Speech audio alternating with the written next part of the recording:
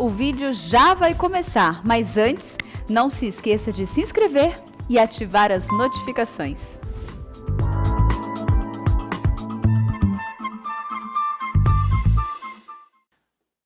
Então nós vamos abrir a palavra de Deus e nós vamos ler o mesmo texto que já foi lido hoje, que é Filipenses capítulo 2, versos 5 a 11. Vamos reler, portanto, esse texto. Filipenses 2, versos 5 a 11. O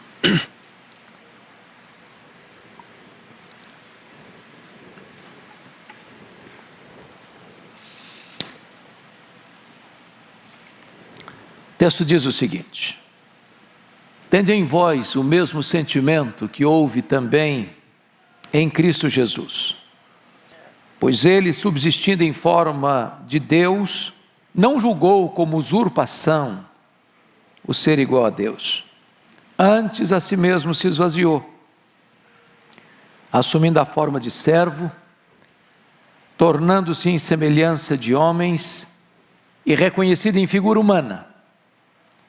A si mesmo se humilhou, tornando-se obediente até a morte, e morte de cruz. Pelo que também Deus o exaltou sobremaneira, e lhe deu o nome que está acima de todo nome, para que ao nome de Jesus se dobre todo o joelho, nos céus, na terra e debaixo da terra, e toda língua confesse que Jesus Cristo é Senhor, para a glória de Deus Pai. Amém. Meus amados, o apóstolo Paulo, o escritor desta carta, que estava preso em Roma ao escrevê-la, ele retrata para nós aqui que ele era pastor e teólogo, porque ele escreve nesse texto talvez a porção mais excelente da cristologia de todo o Novo Testamento, comparada talvez a Colossenses capítulo 1 e a Hebreus capítulo 1. Mas ele trata desta porção tão sublime da cristologia com objetivo pastoral, com propósito pastoral. Ele estava informado de alguns problemas de relacionamento dentro da igreja de Corinto, da igreja de Filipos, irmãos que estavam na igreja pensando neles mesmos, ou no seu grupo, no seu partido, dentro da igreja.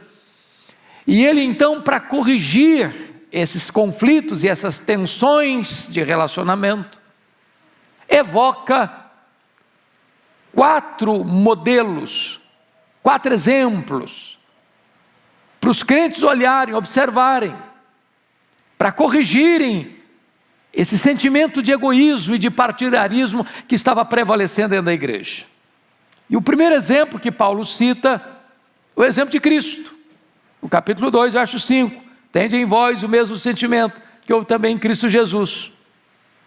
O segundo exemplo que ele cita é o seu próprio exemplo, capítulo 2, verso 17, entretanto, mesmo que eu seja eu oferecido por libação, sob o sacrifício e serviço da vossa fé, alegro-me, com todos vós me congratulo.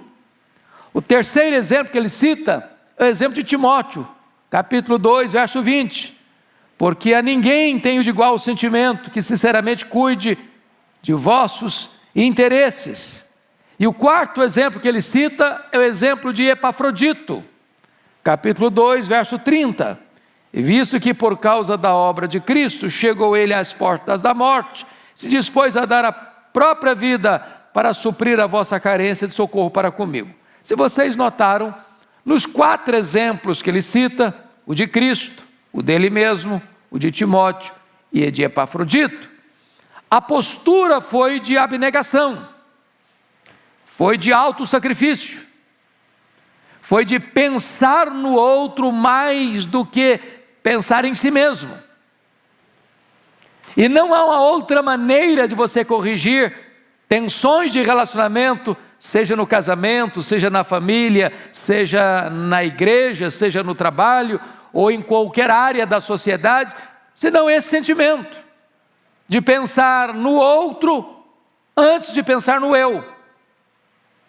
Bom, então Paulo, para lidar com esta questão pastoral, ele traz à tona para nós o máximo, o superior exemplo de Cristo. E então, Paulo vai mostrar para nós que Cristo é o nosso supremo exemplo. Tende em vós o mesmo sentimento que houve também em Cristo Jesus. Quando ele diz em vós tende o mesmo sentimento que houve também em Cristo Jesus, ele está dizendo do sentimento que teve Cristo, de mesmo sendo zombado, escarnecido, cuspido, esbordoado, pregado na cruz, mesmo naquela circunstância, o Senhor Jesus Cristo ainda ora ao Pai, diz: Pai, perdoa-lhes, porque não sabe o que fazem. Mesmo naquela circunstância, Cristo pensou no outro e rogou a Deus pelo outro, sendo esse outro aquele algoz que lhe cuspiu na face e que lhe esbordou a cabeça. Pois bem, dito isto, eu gostaria que nós entendêssemos nesse espírito de Natal, porque estamos celebrando o Natal de Jesus, olhar nesse texto dois momentos fundamentais da vida de Cristo.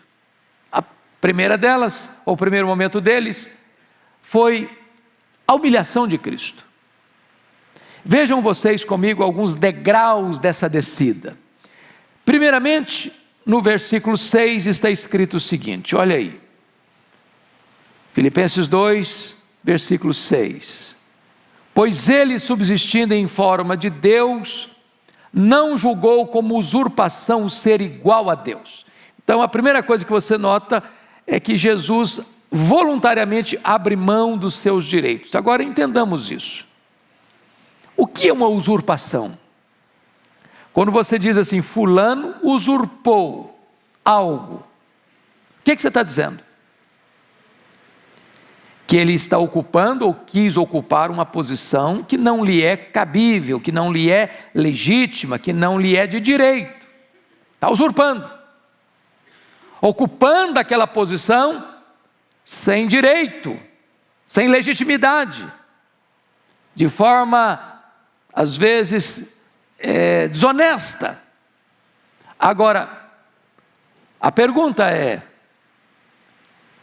Jesus era Deus?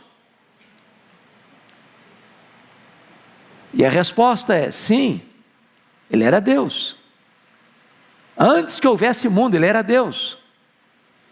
Antes da criação do universo, ele era Deus. Antes que existisse todas as coisas, ele já tinha plena comunhão e honra e glória com o Pai, lá nos refolhos da eternidade. Então, se ele requeresse todos os direitos plenos da sua divindade, isso não era usurpação, era direito.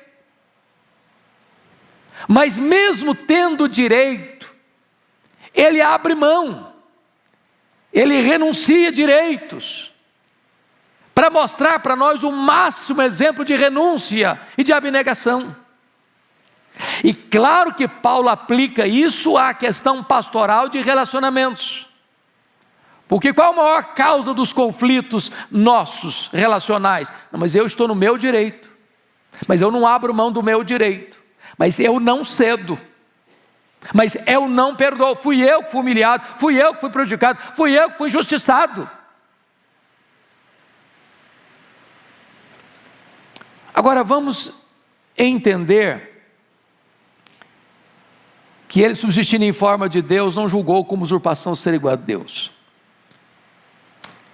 O anjo de luz, Lúcifer, sendo criatura e a mais exaltada delas, não se contentou em ser criatura, quis ser igual ao Criador. Ou o homem, Adão, colocado no Éden, como gestor de toda a obra da criação, sobre as aves do céu, sobre os animais da terra, sobre os peixes do mar. Ele não se contentou em ser líder, ele quis ser igual a Deus. E Jesus, sendo Deus, não julgou como usurpação ser igual a Deus. Então a primeira coisa que Paulo trata para nós acerca de Cristo é que Ele é o máximo exemplo para nós de renúncia, de abrir mão de direitos. Agora vamos ao segundo degrau desta descida, desta humilhação. Veja você comigo, no versículo 7. Antes a si mesmo se esvaziou. Agora preste bem atenção no termo. Ele não foi esvaziado, ele se esvaziou. Ninguém tinha poder de esvaziá-lo, ele se esvaziou. Mesmo quando os homens o chamaram de endemoniado, de beberrão, isso não o atingiu, isso não o afetou, isso não mudou a natureza dele. Se as pessoas falarem mal de você, ou acusarem você, tem duas opções: ou isso é verdade ou isso é mentira. Se falarem mal de você, se for mentira, isso não atinge você, é mentira. Se as pessoas falarem mal de você e elas tiverem razão, você não tem que ficar irritado, porque elas têm razão, é verdade. Não era o caso de Cristo.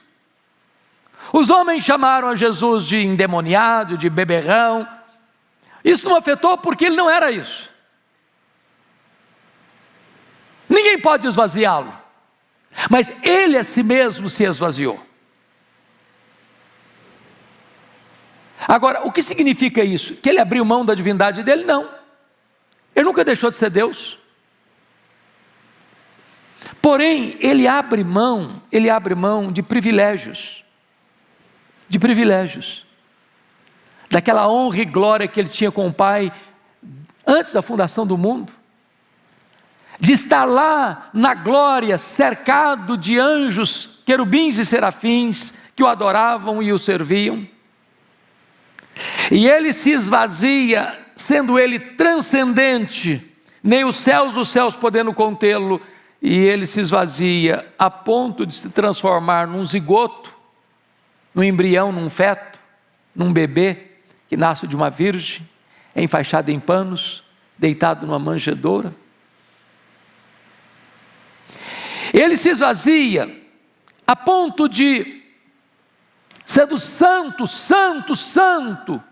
se fazer pecado, sendo bendito eternamente, se fazer maldição, de não tendo nenhum ponto de culpa em relação à lei, assumindo o nosso lugar, carregando sobre o seu corpo no madeiro os nossos pecados, ter que sofrer a sanção da lei, porque o salário do pecado é a morte, e ao se fazer pecado por nós, a lei exigiu a morte dele. Tudo isso está embutido nessa palavra, a si mesmo se esvaziou. Renunciou suas riquezas, sendo rico, diz 2 Coríntios 8:9, ele se fez pobre, criador e dono de todas as coisas, nasceu num berço pobre, foi deitado numa estrebaria, cresceu numa carpintaria, não tinha onde reclinar a cabeça e morreu numa cruz. Precisou de um túmulo emprestado para ser sepultado. Ele se submete plenamente ao Pai, para cumprir a vontade do Pai. Ele se esvaziou. E a pergunta eu lhe faço agora, aplicando pastoralmente, porque era essa a intenção do apóstolo Paulo, nas lidas, nas tensões e conflitos interrelacionais com as pessoas, eu pergunto a você: Quando foi que você renunciou? Quando foi que você abriu mão de alguma coisa? Quando foi que você não reivindicou os seus direitos e abriu mão? Cristo é o nosso exemplo. Mas Cristo desce a um terceiro degrau. Olha comigo o versículo 7. Ele não só se esvaziou, mas ele assumiu o quê? A forma de servo. Haviam 3 palavras no grego para servo. A palavra diáconos, a palavra doulos e a palavra ripereta. O servo era o doulos, era o escravo da orelha furada, propriedade do seu dono. E ele sendo o rei dos reis, e ele sendo o senhor dos senhores, ele se esvazia a ponto de se transformar um servo. E ele deixou isso claro: eu não vim para ser servido, eu vim para servir. E ele inverte a pirâmide, porque no mundo,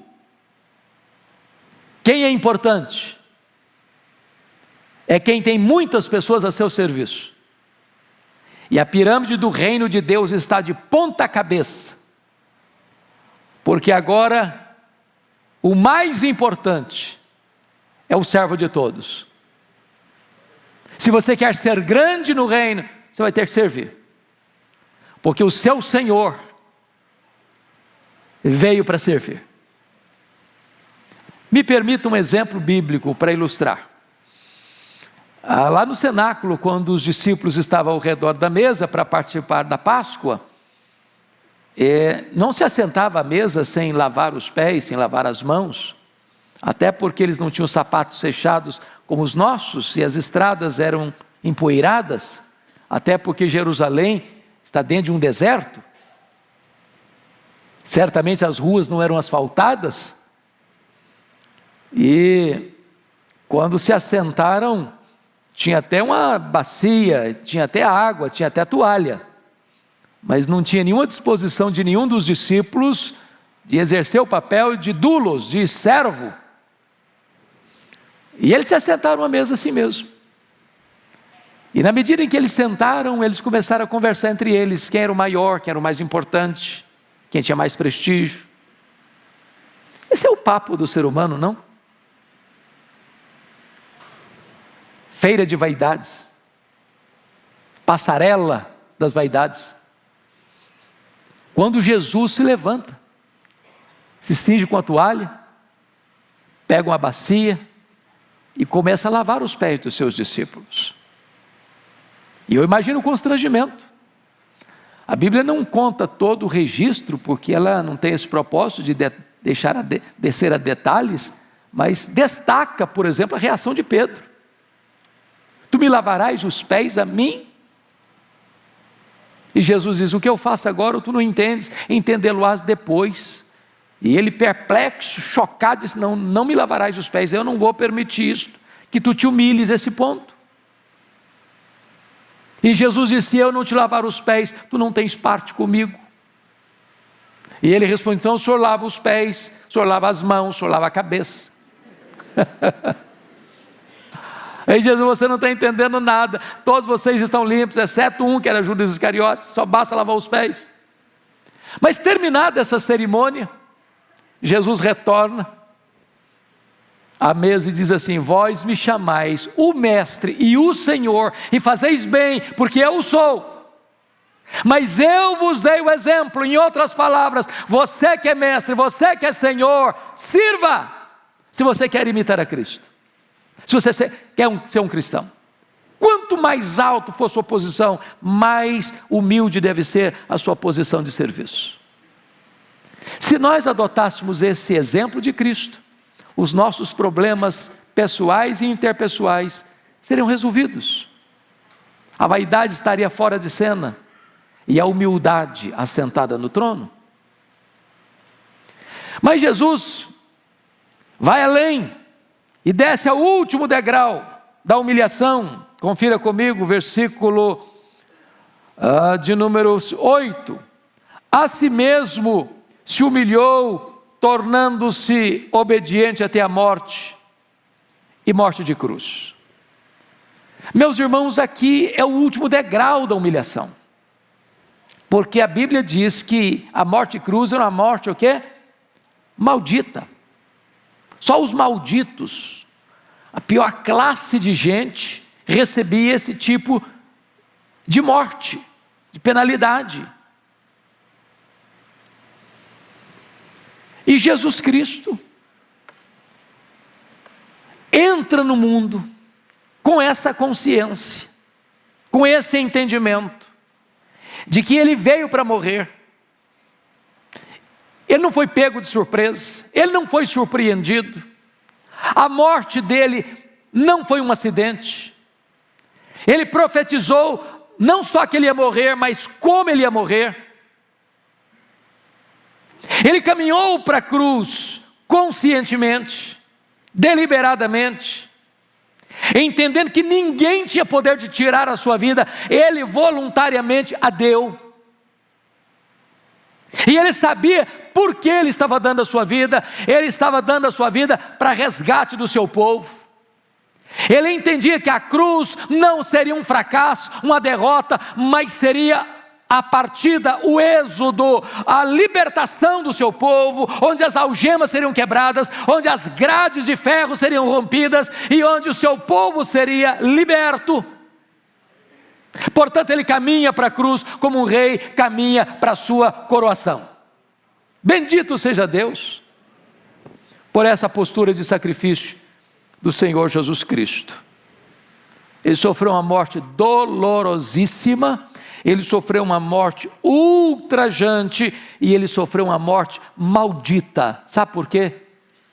Porque nesse momento Ele se colocou exatamente no seu e no meu lugar, para cumprir a lei e para satisfazer a justiça divina, para nos libertar, nos remir, nos salvar, nos perdoar e nos fazer novas criaturas.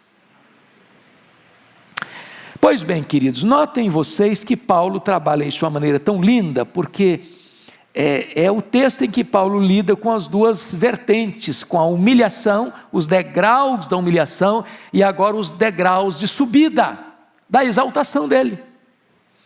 Então preste atenção como é que Paulo lida com isso. Versículo 9.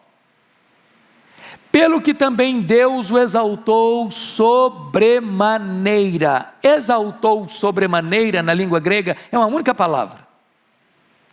A ideia aqui é que ele foi exaltado a uma posição onde não tem como exaltar mais. Quando você exalta um homem, é possível ainda exaltá-lo mais. Por mais exaltado que ele seja, é possível subir um pouco mais essa escalada.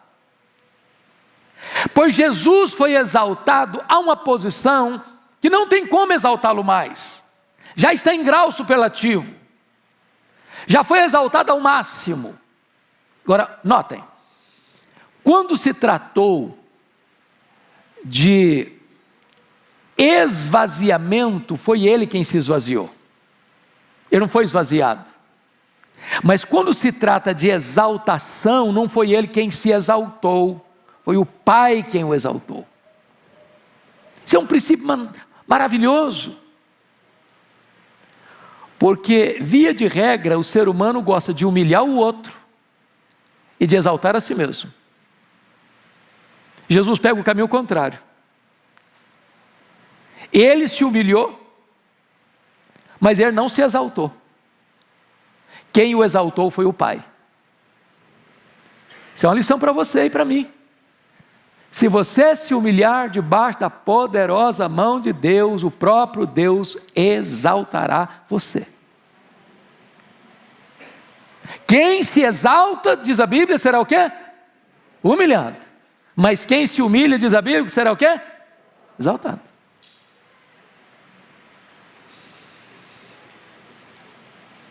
Agora, talvez você pergunte, De que maneira Deus o exaltou sobremaneira? Quais são os passos dessa exaltação? Primeiro, Deus o ressuscitou. Segundo, ele foi ascendido às alturas, aos céus. Terceiro, ele assentou-se à destra da majestade. Então Deus o ressuscita, Deus o eleva, Deus o entroniza, Deus o exalta, publicamente. Obra de quem? Do Pai. Vejam vocês, que nessa exaltação, diz o texto, que ele recebe, como emblema dessa exaltação, um nome. Deus o exaltou sobremaneira e lhe deu o nome que está acima de todo nome. Eu chamo a sua atenção para isso. Porque Jesus recebe este nome que é sobre todo nome, primeiro, diz a Escritura, por herança. Por herança. Está lá em Hebreus 1:4. Segundo, Jesus recebe esse nome por doação. Está escrito aqui. E Deus lhe deu o nome, que é sobre todo nome. Terceiro, ele recebe esse nome por conquista. Por conquista. E este nome, irmãos, é o nome que está acima de todo nome. Tem nome grande, tem nome extraordinário, tem nome de gente rica, tem nome de gente sábia, tem nome de gente poderosa, tem nome que traz pavor e medo, mas Jesus recebeu o nome que está acima de todo nome. Nesse nome nós somos salvos, nesse nome nós somos perdoados, nesse nome você ora e Deus responde a sua oração, nesse nome você ora pelos enfermos e os enfermos são curados, nesse nome você ordena aos demônios e eles saem das pessoas e as pessoas são libertas. Esse é o nome que está acima de todo nome, é o nome de Cristo, é o nome do nosso amado Redentor. Mas notem,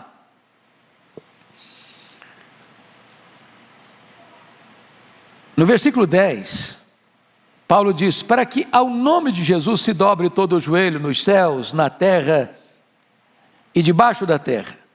Aqui este nome também, na exaltação, exige aqui uma rendição de todos.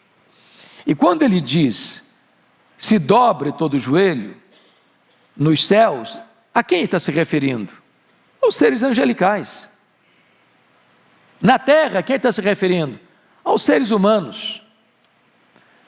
Debaixo da terra, a quem está se referindo? Aos demônios.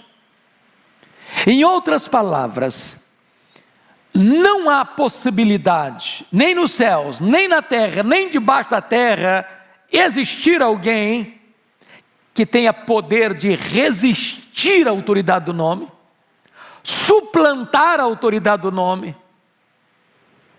porque diante desse nome, todo o joelho precisa se dobrar. Os anjos se dobram, os homens se dobram e os demônios se dobram.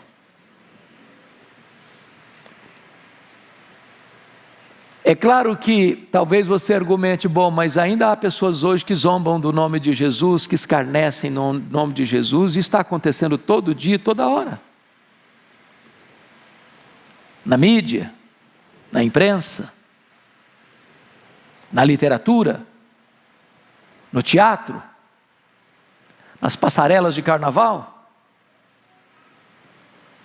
nos parlamentos, nas cortes,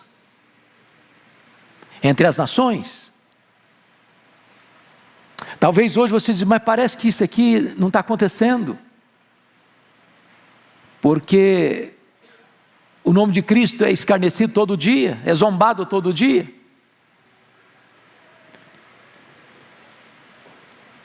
É como se Deus estivesse dando corda.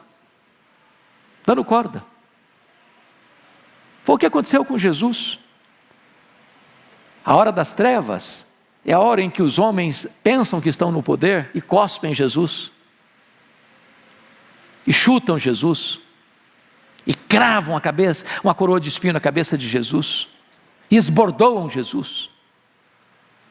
E zombam de Jesus. Mas, amados irmãos, a hora das trevas tem hora para começar e tem hora para terminar. Até o momento que Deus vai dizer: basta, chega, chega.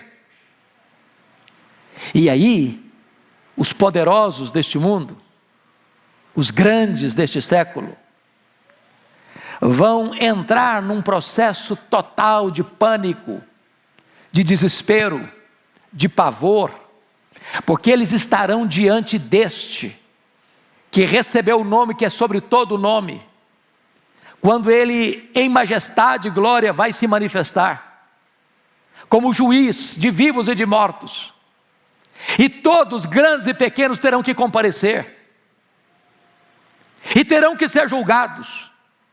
E a cena do juízo é tão dramática que os homens vão querer que os montes caiam sobre eles. Eles, com as pernas bambas, vão querer se esconder nas cavernas mais escuras. E eles vão querer fugir da própria morte, mas a morte vai fugir deles. E eles vão ter que enfrentar o Senhor, o nome sobre todo nome, que vai julgá-los com reta justiça. E todos que zombaram, que escarneceram, que não voluntariamente se curvaram, vão ter que necessariamente se curvar diante de Jesus, e toda língua vai ter que confessar que Ele é Senhor, para a glória de Deus Pai.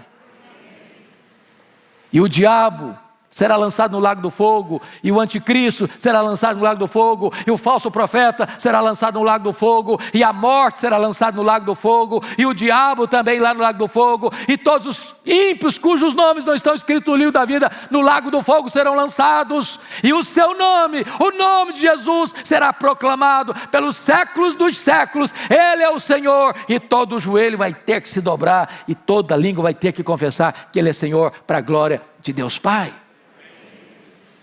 Esta é a verdade, irmãos, tão sublime que Paulo está nos apresentando. Mas notem vocês que esta exaltação, ela tem que ser não só reconhecida, mas ela vai ter que ser proclamada. Porque o texto diz: e toda língua confesse. Não é só o joelho dobrando, não, é língua confessando. E preste atenção que isso é lá do começo da história, viu? Pensa nos faraós do Egito. Pense comigo nos grandes potentados dos grandes impérios: Senaqueribe, Nabucodonosor, Ciro o Grande, Dario I, Alexandre o Grande. Pense comigo nos Césares de Roma. Pense comigo em Hitler, em Stalin, Mao Tse Tung, Karl Marx. Nos déspotas, nos facínoras, nos filósofos ateus,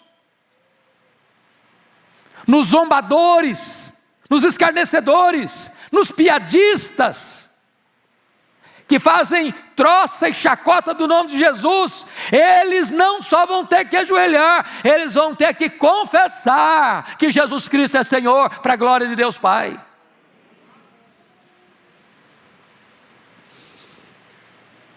Agora, o que eu acho, e eu termino aqui, que me impressiona no texto, é que a exaltação de Jesus é concluída no momento em que Ele, ao receber toda a glória, devolve a glória para o Pai. Esse é outro princípio.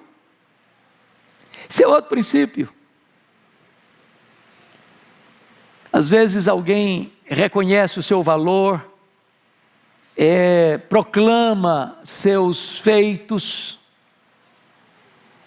e ao receber isso, não fique com isso para você, devolva para Deus, porque dele, e por meio dele, e para ele, são todas as coisas. A Ele, pois, glória pelos séculos dos séculos. Amém. Que Deus nos ajude neste tempo de Natal, de celebração, a nos voltarmos para as Escrituras, para compreendermos quem é o nosso amado, glorioso Salvador.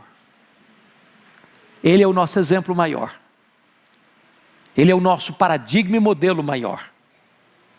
Tanto na humilhação, quanto na exaltação. Ele se humilhou, mas ele foi exaltado. E ao ser exaltado, ele devolve a glória para o Pai que o exaltou. Que esse mesmo sentimento habite hoje plenamente no seu, no meu, no nosso coração. Amém.